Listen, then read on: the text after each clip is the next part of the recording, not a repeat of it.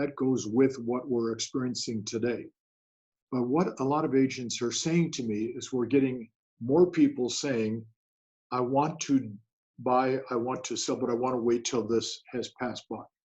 I don't want to do anything during this time. So that goes back to the age-old question, is what is the motivation of the prospect? Because we're seeing in almost all of North America, transactions being done on a daily basis. Many times not in the same volume, but transactions are being done. So what you and I have to look at is the fact that, yes, agents are going to hear, I want to wait till this problem has passed. But we have to also be very clear, are there people in the community buying and selling as we speak? And the answer is very definitely yes. So those people we take care of first. The second group, which is going to build in size, the ones waiting for this to be over, is what we have to address. We need to be talking to those people, those prospects, every 7 to 10 days. Email, text, phone. We need to be delivering to them good information, market stats, neighborhood reports, etc. But what we have to do is we have to understand that 3 words come into play. And for those of your agents that have been around me in the past, these are not normal words for Mike Ferry when you're dealing with prospects. And the 3 words are empathy, because we have to have more empathy for these people today than we have in the past. Kindness, we can't use the hardcore tough sales approach we might have used even 45 days ago. And understanding where they're coming from, what they're trying to accomplish, what they're trying to do. So my belief is that if we would start taking a second group and start building a database of people that are 30, 60, 90 days out, when the floodgate opens, because this is going to end at some point, and most of the country is seeing positive endings to this whole problem.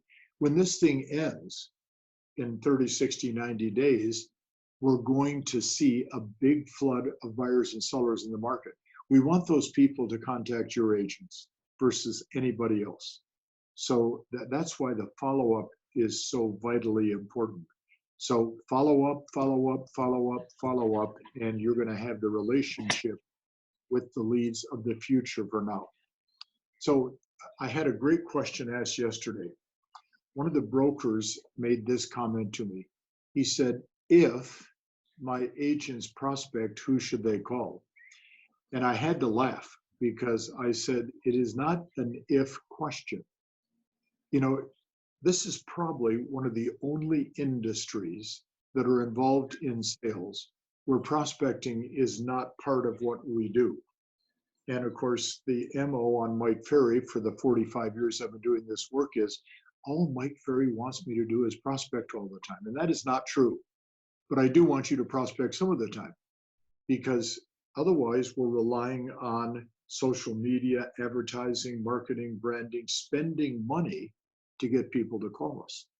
So the people in Century 21, and we deal with most of the top brokerage firms in C21, we deal with most of the best agents in the country in C21. In fact, you may be aware, Eric, that until Mike Meadler took over as president, I was coaching Mike Meadler for several years as in his franchise sales side. Everybody in real estate that wants to make a living consistently has to talk to people. We can do everything we can to avoid it, and then we avoid doing deals. So all the magic formulas that are being offered up until 45 days ago are pretty much in the trash. Now we have to talk to people. So there's 3 groups that I want your agents to continue to focus on. Number 1, obviously, past clients. Those are vitally important. The past clients, we have to be the person that keeps them informed. We have to be the person that is their real estate resource center. And I will share with you a simple script. One of the agents yesterday on one of these from Century 21 said to me, well, Mike, I haven't talked to some of these past clients for a long time. I'm uncomfortable, I'm embarrassed calling them. What do I say? So let's say that Eric is a past client of mine, and I haven't talked to him in a couple of years. So I call Eric on the phone. Hi, Eric, it's Mike Ferry. I owe you an apology. To which the person, of course, is going to say, may I ask why? I said, well, I haven't talked to you. I haven't kept you updated. Would you like to be updated as to the market? Well, sure, I would. Well, now the conversation's right back. So we got to talk to our past clients more than ever. Second, of course, is the centers of influence. And I'm suggesting, Eric, that every agent can add a lot of names to their center influence file at this time. Because let's say that an agent has 100 names and they're talking to them and sharing information with them and being the calming force. What if every one of your agents said to the centers of influence, you probably know somebody, family, friend, and neighbor, that would have an interest in this information. Would you like me to call them and share what I'm sharing with you with them? Oh yeah, call my sister Bob. And that's a good name for a girl. So call my best friend Mary. And all of a sudden now we're adding to our center of influence list and building it during these trying times. But the money in real estate today is right here with the cell phone. That's where the money is. Because, you know, this was always our enemy in real estate. I don't want to call people and I don't want to disturb them and I don't know what to say and I'm uncomfortable. Well, here's what we all have to get a very, very clear picture of. The world is in their home today. It's not just real estate people. We have a company in Italy and we deal with C21 over in Italy and Belgium, etc. All those agents are home isolated. We have a company in Russia and we deal with C21 of Russia. Those agents are home isolated. The world is home isolated, period. But everybody's answering their phone. And that's the catch. See, the top C21 agents that we work with are saying, 45 days ago, if I made 25 cold calls, 5 would answer the phone. Today, I make 25 calls and 20 answer the phone. So this is a wonderful opportunity, Eric, for all of your agents to become engaged with people that they may not have otherwise become engaged in conversing with. So here's what I want them to think about. Just listed, just sold, where you can deliver valid information of what's going on in the community. So, you know, Bob and Mary, Saturday morning, drive out of their neighborhood to go to the store. They see a C21 sign. The conversation in the car has always been the same. I wonder if that home is as nice as ours. I wonder what they're asking for. I wonder where they're moving to. Well, those conversations don't exist today because everybody's at home. So now our agents, and here's what I'm asking all the C21 people to do. 25 times call somebody around a listing or sale in your area. And if you do that 25 times a day, you're going to have a very high connection rate and you're going to pick up great leads for now and for the future. So yes, you're going to be a little uncomfortable starting if you haven't prospected before, but guess what? Life is changing and life is changing very fast. And this change that we're experiencing is going to help us a lot if we choose to talk to people. So I'll just take a moment break. Does anybody have a question up to this point? Anything popping up? We just had in New York State right now, you can't do cold calling, but Amy had mentioned if you're calling your sphere of influence, it's not cold calling. So yes, that's true. Yeah. And that's why I said ask for referrals from your center of influence, because you can ask for center of influence referrals and you can talk to those people. So, and again, you know, your state has been hit the hardest and your state has had the most restrictions from every aspect of what you're doing. And we're hoping nothing but good times ahead for you folks, but we're also hoping some of those restrictions are soon loosened up. Everybody is talking about virtual. Here we are, Eric, you and I looking at each other. You know, you're a handsome young man with a little goatee and nice glasses, and you have a great C21 sign behind you. And a nice smile on your face. This is a new reality. Okay, this is a new reality, what we're dealing with. So I'm having agents ask me, what does this mean? Okay, what does this mean to us? Well, first of all, what is normal today is going to be abnormal in 90 to 120 days when this has passed us by. Because the new normal is going to be virtual, period. If we look at the United States, 15 to 20% of all the transactions in the country have always been done virtually, phone and fax. If we go to the Jersey Shore, if we go to the mountains of Carolinas, if we go to the shores of Florida, the deserts of the Southwest, it's a second home market. It's a second home world. It's very common. So what I want your agents to think about is the fact they have to now start adapting to. I'm 75 years old. If I can adapt to this virtual technology, anybody in real estate can adapt. So what does that mean? Well, first of all, and I'm sure you've already done it, we have to have a procedure for making a listing presentation virtually. We have to have a procedure for the seller in terms of showing a home virtually. We have to be able to help buyers and sellers understand the process. I'm putting together a list, and I'll send it to you, Eric, probably Tuesday, of all the different virtual thoughts we should have in working with buyers and sellers. But here's the catch. Are we able to communicate in a totally different style? So a C21 agent down in Cape Coral, Florida, sent me this note about 3 days ago. Cape Coral, as you folks know, is a pretty congested area. She goes, normally 30 to 45 minutes to drive to a listing. I'm there 30 to 45 minutes, 35 to 40 minutes to get home. Pretty much 3 hours is gone, whether I get the listing or not. She said, I took 3 listings in one day, 15 to 20 minutes each in terms of the total investment of time. All 3 signed a contract. I did them on Zoom. Now, what an opportunity for all of us to increase efficiency. But here's the scary part.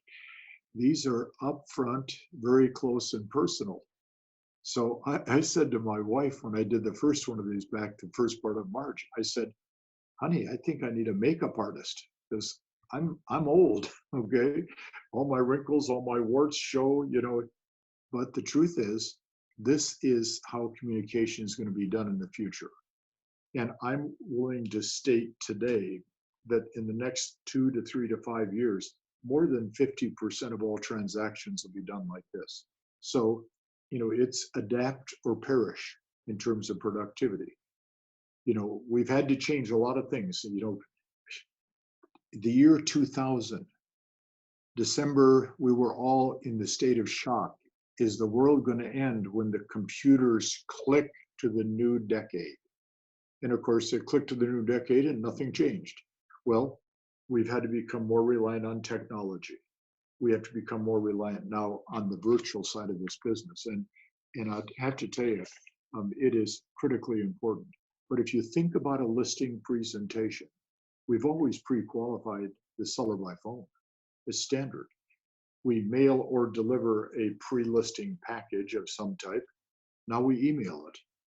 So the difference will be me and Eric sitting like this face to face, on a listing presentation versus walking into the house and walking around. So I'm excited about the opportunities that we have in front of us.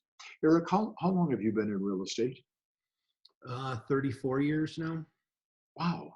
And you're 38 years old, so you started young, obviously. Very, yeah. And that couple sitting in front of the Golden Gate Bridge, you mentioned they were founders of the company. Correct. And when did they start? 1960? My father got his license in 63. And then my mother got her license. Mom, when did you get it? I don't know, about 70 maybe. Mine was 59. Wow, 1959. That is great. And that's a beautiful setting behind you, the Golden Gate Bridge. It looks just like New York to me. What the heck? So here's what I want all of you to think about. In 1972, and you two will remember this probably better than anybody. I had 3 transactions as an agent that I closed in Huntington Beach, California. Interest rate was 18.5%. Right. Okay, 1973, it got up to 21%. Because what we're hearing often, and Eric, it's a sad thought process, is the world coming to an end? Are we finished? Are we done? Well, look at this handsome couple and look at Mike Ferry. We've been around a long time. It hasn't come to an end. It is not ending. But I want the agents to understand that an 8.5% interest rate for a buyer, they didn't even think about it. That was the rate. That's what they paid, and life went on. We made it through that difficult time. This couple remembers 1987 Black Monday when the stock market crashed, the worst stock market crash in the history of our nation outside of 1929. We thought the world was coming to an end. We're still here. The most terrifying thing I think our country has experienced, and you folks felt it the most, was 9/11. That was one of the most terrifying moments in the brains and the hearts of everybody in the world, especially our friends in New York, especially the people right where it happened. My daughter, Michelle, and my son, Tom, who both worked for me at that time, were doing a seminar 1 block from the Twin Towers when the 2 planes crashed. And I remember my daughter calling me and saying, Dad, because I was in California at my home, 6:45 in the morning, and she goes, Dad, a plane crashed. And I said, well, I'm sorry to hear that. Where did it happen? She goes, it ran into one of the Twin Towers. And I said, well, I'm sure everything's going to be okay. Then I turned the TV on, and as we all witnessed, it was terrifying. And what was interesting, and I've never shared this with a lot of people, I called a limousine company on the spot in the hotel. I put them in a limousine because the seminar was canceled.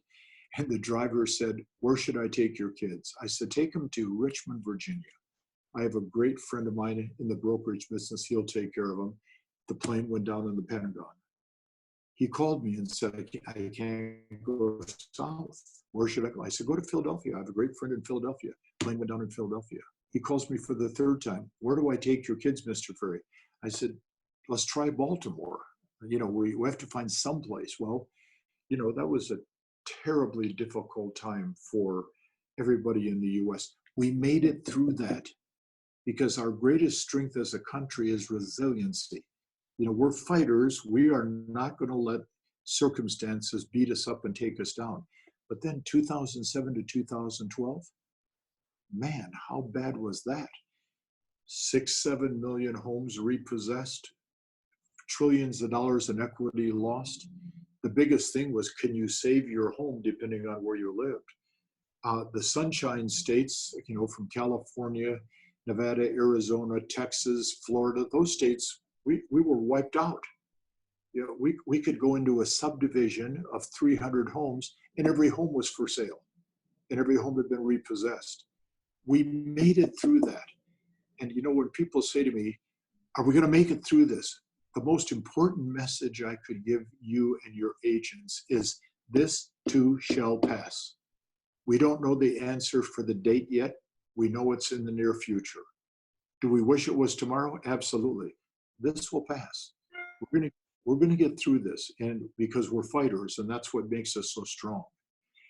But the next question that I'm asked a lot is, should the agents in the company lower their expectations because of this terrible virus? And my answer is emphatically no. Raise your standards. Don't lower your expectations, raise your standards. Ask a little more of yourself. Look at the person in the mirror and create a little better conversation. We have the time to strengthen our set, to strengthen our skills, because we are homeward bound. Now, with that being said, the question then becomes, what about scheduling for an agent who is in their home virtually all the time? And it's interesting because when we look at a man who's a real estate agent who is used to coming to the office, a lady who's a real estate agent used to come in the office. All of a sudden, they're at the house all the time. And the burden is on the female lady real estate agent, I believe, the burden, because you're taking care of your house, you're taking care of the meals, you're taking care of your kids, you're taking care of your spouse. So here's what I'm asking of agents for the next 2 to 3 months as this starts to become a problem of the past. I'm asking agents to each morning, when they get up and get organized, whether it be 7:30, 8 o'clock, 8:30, whatever time they would start their day, I'm asking agents to just take their spouse and their kids and say, I need 1 hour and 15 minutes to do my job so we can maintain the life we've always had. So 1 hour and 15 minutes, and then we'll spend 30 to 40 minutes together as a family, as a unit. I'll be with the kids, their homework, their schooling, taking care of my husband, etc. Then go back and do another hour and 15 minutes. Because the truth is, Eric, if every agent in the company put in, say, 3 hours of dedicated work in the course of a day, productivity will remain strong. But the challenge we face today is the distraction. So I saw a cute quote that one of the two of you that I'm looking at will appreciate more than the other. And the cute quote was the husband who has always said to his wife, when I'm home, I'll take care and fix those things up. And then the husband saying, oh my gosh, I'm home all the time. I got to start doing those things I've always said I'm going to do. So, life has changed. So don't lower your expectations. For goodness sakes, don't lower your expectations. Strengthen your skills and mindset. Because remember, your competition is not working in this kind of a market. The big question is, will prices start to drop as this continues? And yes, there will always be a fluctuation in prices. Anything we list that is overpriced, we got to get the price down. But if we just take a look at the market, it's unlikely we'll see much of a price change downward because limited inventory always stabilizes prices. And the biggest problem we have in the nation today is a lack of inventory. Most of the nation, the inventory is about any place from 60 to 90 days when it's normally 120 to 180 days in terms of supply. I was a terrible student going to high school and college. Okay, I mean, I just was not very good at that, but I only had 1 A in one class in 4 years of high school, and it was economics, because I was so intrigued by how things work in terms of financial. And what I learned was if there is a big supply of a product or service, the price is going to go down. If there's a limited supply, the prices remain stable. So you'll get a kick out of this. Last Thursday, my wife Sabrina went to the store, and I drove her over because I have to stay in the car because I'm 75 and I'm not supposed to be in front of a big crowd at this time. So she comes out of the store and she has a smile this big. She gets in the car. I said, did something happen that was funny? Now, we live in Las Vegas, Nevada. We live right on that thing called the Strip. So we're right in the middle of everything. And for virtually 3 or 4 weeks, you could not buy a roll of toilet paper. Now, isn't that an amazing thing to think about it? We couldn't buy toilet paper because people were hoarding toilet paper, for God's sakes. So she walks out of the store and she goes, you're not going to believe this. They have so much toilet paper today, it's on sale. Well, see, that's supply and demand, okay? So, 3 weeks ago, we would pay $10 for a roll of toilet paper. Now they're selling it for 60 cents for a package because they've got aisles full of toilet paper. So right now, we are very, very, very fortunate that our inventory is not real big because it's stabilizing what we do. So if I may, Eric, I'd like to share this thought. And a lot of people don't agree with what I'm going to say next, but I have a feeling these two wonderful senior citizens like me will agree with what I'm going to say. So I want you to listen carefully. I believe that our economy is very dependent upon our industry. We're the biggest industry in the nation. We have the highest number of transactions of anything that is worthwhile in terms of price. We have the largest gross sales volume. This economy lives, breathes, and dies by what real estate does. When real estate is going this way, everybody's excited. When it's going this way, everybody's depressed. But here's the catch. Every time a listing sells or a buyer-controlled sale takes place, depending upon your area, there's 7 to 10 to 15 people employed to handle that transaction.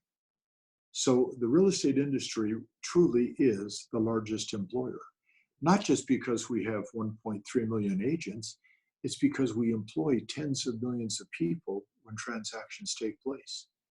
So I don't want anybody, Eric, inside your firm or in your community, especially in Century 21, to ever think that we are not an important part of what takes place. If we are doing our jobs, your local community benefits dramatically in a very positive way. So we have an obligation in our own community to list and sell homes and do it as well as we can and as often as we can to keep the community growing. So last question, and then I'm going to have to get off this call in a minute. And they had me doing this about 10 times a day in my company, and I'm glad this worked out for you folks because this is my first of the day. I'm asked often, is there anything specifically I need to do to remain somewhat positive in this negative society we live in today? And the answer is stop reading the news. Stop reading the news, stop listening to the news, stop watching the news, because there's no good news, but there never has been good news.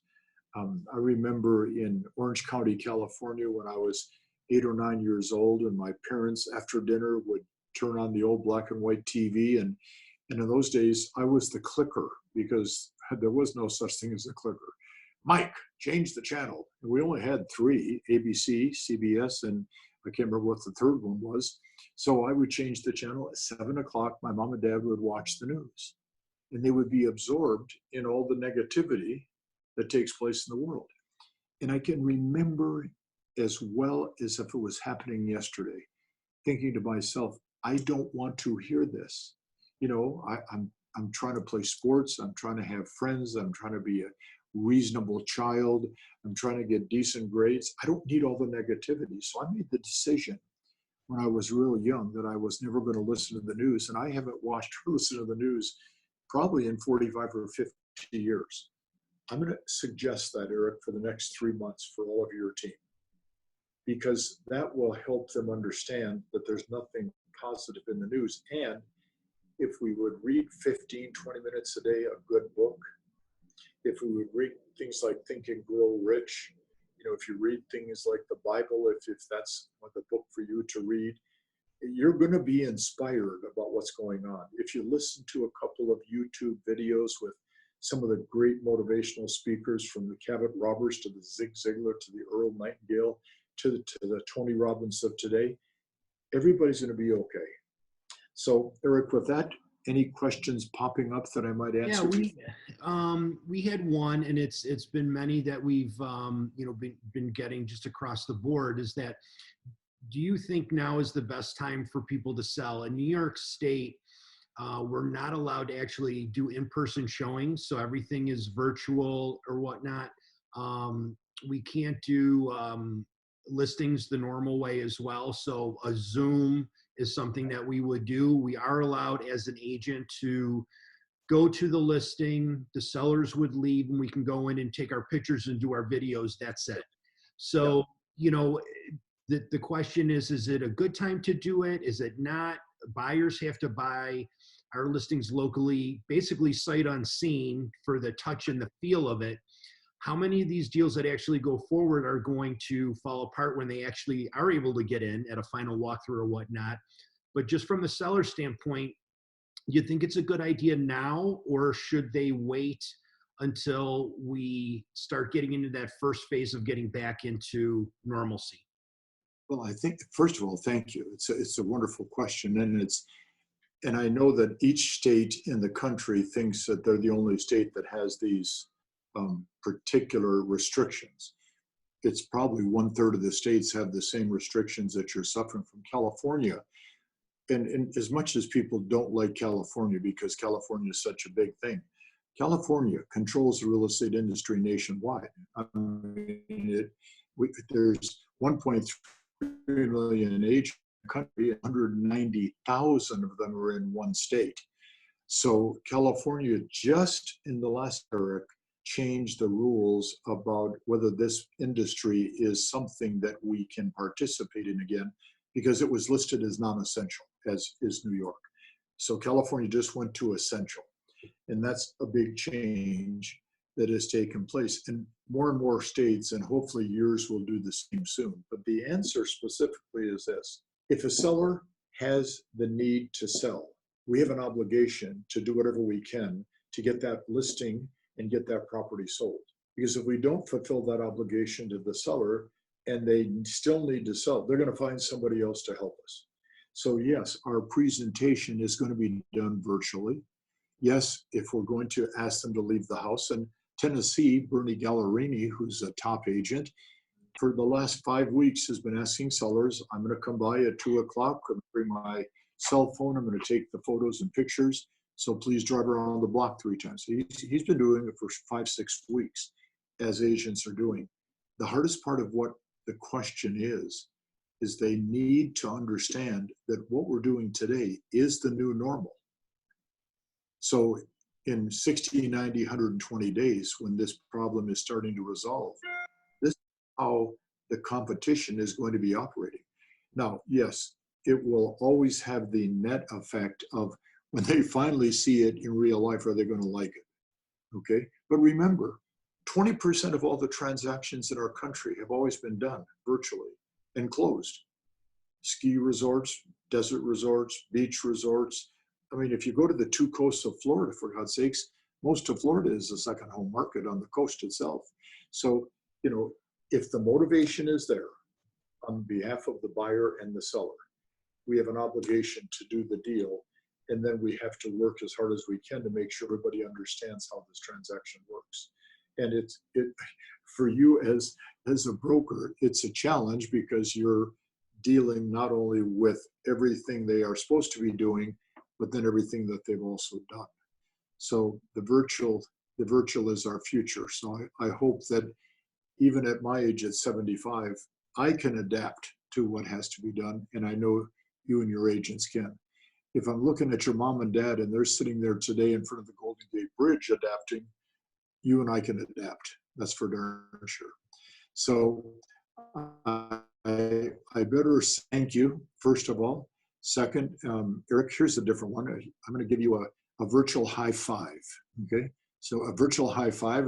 Someday we'll be able to do that again in person. In the meantime, if anybody has any questions, my email address, if I may give it to you real quick, it's complicated, mike.ferry@mikeferry.com.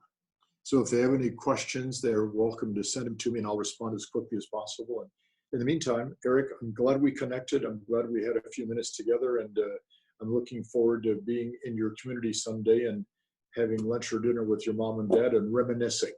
So we'll have some fun. Well, thank you very much, Mike. We greatly appreciate you taking the time to, give us some answers about the craziness that's happening right now. So hopefully we'll see you in the very near future, and thank you so much. All right. See you all soon. Thank you. Bye-bye. Thank you. Much. Bye-bye.